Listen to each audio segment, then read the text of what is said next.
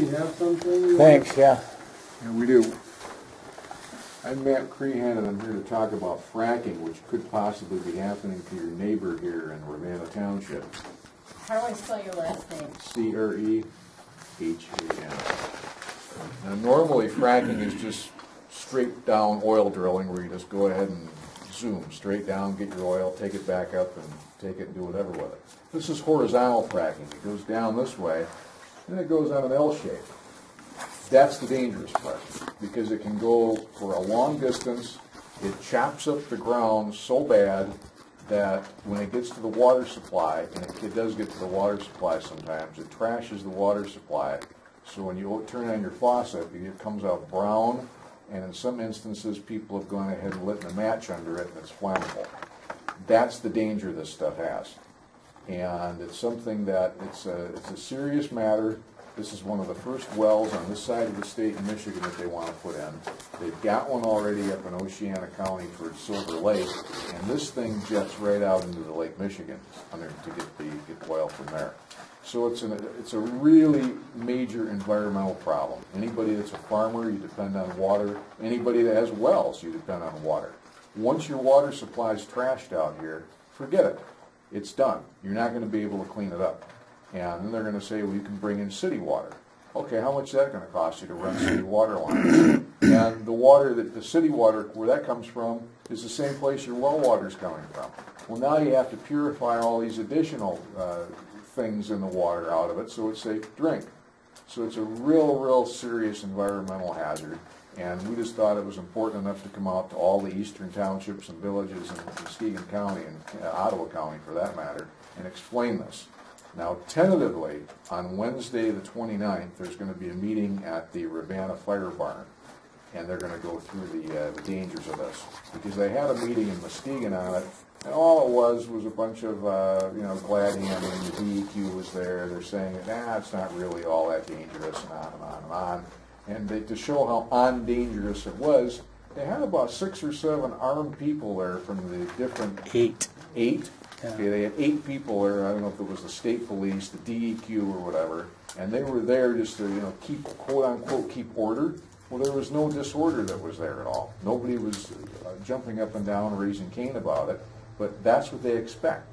So if that's what they expect, why are they so worried about it? It tells me that there's a lot of serious problems when they bring in 8 people that are armed to deal with a crowd at Muskegon Community College, which is primarily just average folks, farmers, students, concerned citizens.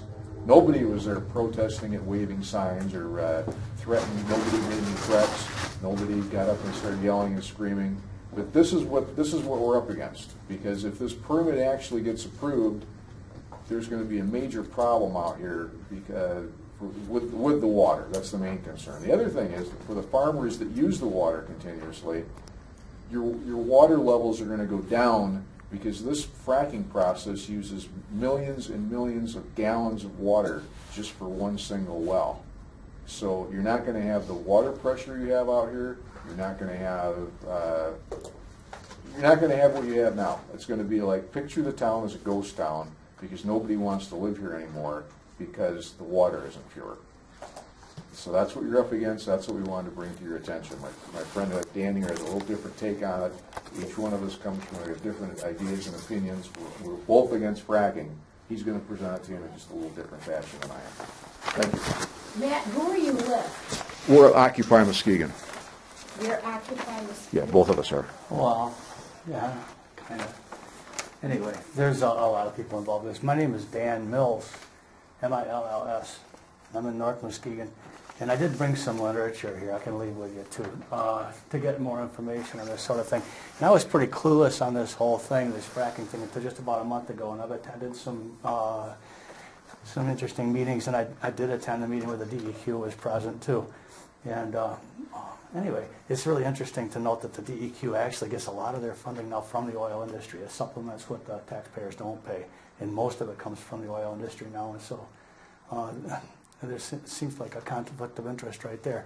And when you think of all the money that's in politics these days, and you realize there's no bigger money than oil money, and so pretty much they've got the thing locked down. Anyway, the things that I've learned is there's a thing that's called the Halliburton loophole. Now that's easy to remember, and it's easy to verify what that is. Just get on Google and Halliburton loophole, and you'll see the New York Times article and stuff like that about Halliburton loophole. And what that does is, Cheney, when he was in office, helped push this thing through on a federal level. It exempts the fracking industry from the Clean Water and Clean Air Acts, and so they don't have to be accountable for that. Also from the Great Lakes Compact, you might know that the Great Lakes Compact, it means that you can't have some big business come in here and extract a lot of water out of the ground and sell it in bottled water, because what that does is it depletes the resources for locals. Anyway, the fracking oil industry is exempt from the Great Lakes Compact. They can take as much oil or water as they need to. Like Matt said, millions of gallons per frac, and with these horizontal wells, they'll frac, and then it'll go deeper and frac again horizontally, and that water's gone forever, and so that's our water, and they're doing this for, there's a lot of money to be made for a few people in a very short time. We're talking about not long-term profits, we're talking about come on and take the resources, exploit the resources, and then so long, new CEO, but then we're left holding the bag. Anyway, we cannot regulate the fracking industry on a local level. That's just not able to be done. And by the way, the Congress or the politicians will say, in the news media too, which is also big business, supporting big business, will say proudly that the fracking industry hasn't caused any problems. They're talking about this, how you define fracking. And so they'll define it and they'll say, well, did fracking really cause the earthquake? Did fracking really cause it? But they don't count the spills, the leaks around the wellhead. Those don't count as fracking accidents.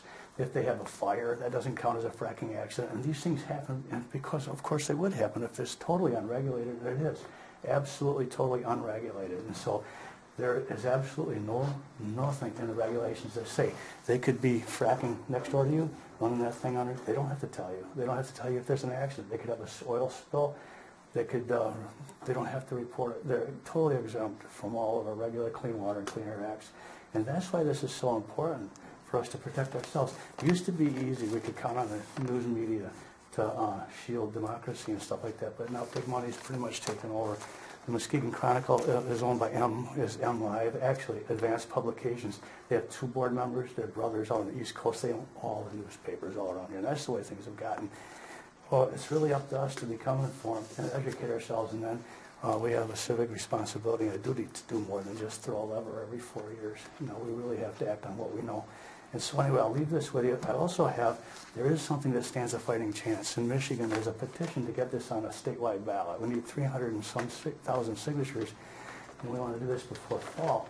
And then that way, possibly we could regulate fracking in Michigan, but we can't do it on a county or township level or anything like that. And so I have petitions here. We aren't going to stay late. We have to go to the township meeting, and then we're going someplace else tonight too before they close down. And so if somebody here already would like to know that you would like to sign a petition, I'd like to have you please do that. Thank you so much. All right, well, thanks. And you said you're going to leave some information for us? Thank you. Yes, sir. Are you leaving a petition with us as well? I can't because I have to. Keep it in possession. Well, if we got it, Which counties do you have? we've got Muskegon and Kent. Yeah. I'll sign one. Yes, Well, I thank will you. too, and I've read about this, the Thank you. fracking, actually quite a bit, Give her one and of what those they're too, saying right? is absolutely true. Well, I know that, Colorado, they get fracking. Yeah. And a lady had a cigarette and turned her Yeah. faucet on, and This the is water real. literally, Oh, it was the methane burst. This is real. Yeah. Yeah, This it isn't ruins just the cartoons. environment. Thank you so much. Did you need Kent or Muskegon County? I live in Kent. Kent. Hey Matt, do you have a Kent County? Yeah. Oh, it's over on the table. yeah. We have a. They had that one out there. We have a The water Muskegon. Yeah, I actually got Muskegon. caught Somebody flame, might want to sign a and you Muskegon. can't see it burning, because it's like, it's, Yeah. It's Like- natural gas, isn't Yeah. that what they're getting? Nothing. Yeah. yeah, methane, it's like white lightning. Yeah. Yep, that's it. Oh, That's what and it those is. chemicals, they're able to inject toxic chemicals under there Yeah, now and they get rid of leave their. them. Yeah, and they don't have to account, and there's no verification as to what it is that they're injecting under there. Yeah. There's absolutely no verification. That's scary. Anyway, we have a Muskegon here that Matt's holding on to, Anybody if somebody from Muskegon would like to Muskegon County sign. wanna sign it? Because that one's from Kent County there. Well, it's not poison.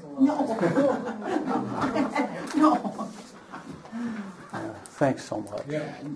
Here's some Oh, and then pass out those, would you, Matt? Hurry up, do it up. information on They do a lot of that out And get more it. information. It's one thing if they just do it vertical, that doesn't seem to be the problem, but when they get it to be horizontal, that's I've heard of it. Oh, did he? Yeah, Yeah. it was, what was that town that they had the evacuate, all their wells were condemned? See, that's what's gonna happen, they say that we're gonna have all these oil riches, and then what happens is, okay, we got oil riches, but nobody lives here, and since nobody lives here anymore because they can't, their water's cold, Right. now what? Okay. So, Yeah, and it's been covered by the news media, I think a year or so ago, I remember that happened. And they're not held accountable for We'll it. make Okay. a copy. And that's it. Thank you. Yeah, thanks. Thank you. Thanks. Thank you. Thank you.